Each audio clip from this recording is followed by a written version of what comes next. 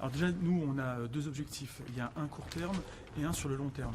Sur le court terme, effectivement, c'est aussi un moyen pour répondre à la crise sanitaire et permettre aux citoyens d'exercer leur droit fondamental qui est celui de voter et celui de choisir leurs représentants.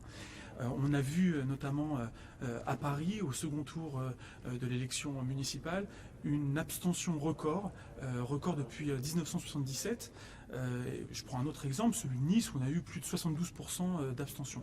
Donc on voit bien qu'il y a une nécessité aujourd'hui de lutter contre cet abstentionnisme, et donc le vote par correspondance est un des moyens. Et puis après, sur le long terme, ça permet aussi à tous ceux qui auront des raisons familiales, des raisons professionnelles, des maladies, de pouvoir exercer ce droit fondamental effectivement sur le long terme pour n'importe quelle élection.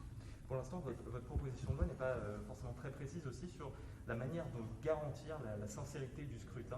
Vous renvoyez un décret du Conseil d'État. Est-ce que c'est pas un peu léger, en tout cas pour rassurer les gens qui douteraient de ce type de scrutin? Vous savez, le vote par correspondance a été supprimé en 1975 justement pour des raisons de fraude.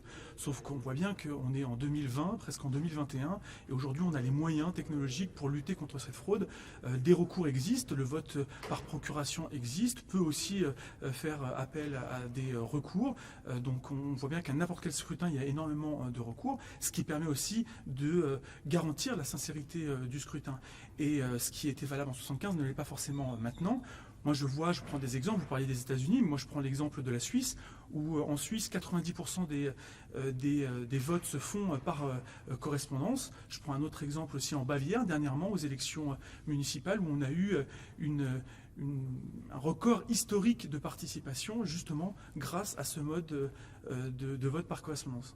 Et concernant la majorité, vous êtes maintenant dans la majorité présidentielle, c'est un thème sur lequel le gouvernement ne s'est pas vraiment exprimé publiquement. En tout cas, on ne sent pas une excitation particulière sur le sujet. Est-ce que là, vous allez faire un peu cavalier seul ? Écoutez, moi je ne sais pas si je vais faire cavalier seul. Je n'ai pas, vous savez, quand je suis attaché à la séparation des pouvoirs, et lorsque un parlementaire prend une initiative parlementaire pour déposer une proposition de loi, il ne demande pas l'autorisation au gouvernement de le faire.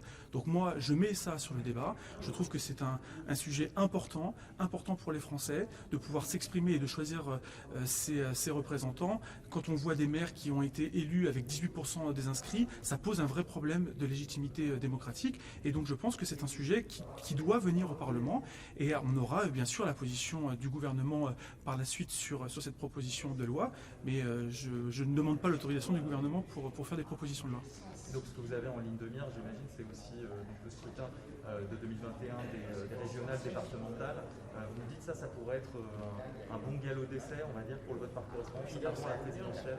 Oui, ça peut être un galop d'essai, et puis c'est surtout lutter contre la peur aussi que les Français peuvent exprimer sur la tenue du scrutin. Ça permet de désengorger aussi les bureaux de vote. Voilà, il faut rassurer les Français. On a aujourd'hui des règles qui nous permettent d'assurer la sincérité du scrutin, et surtout de permettre aux citoyens d'exercer ce droit fondamental. Merci. Merci à vous.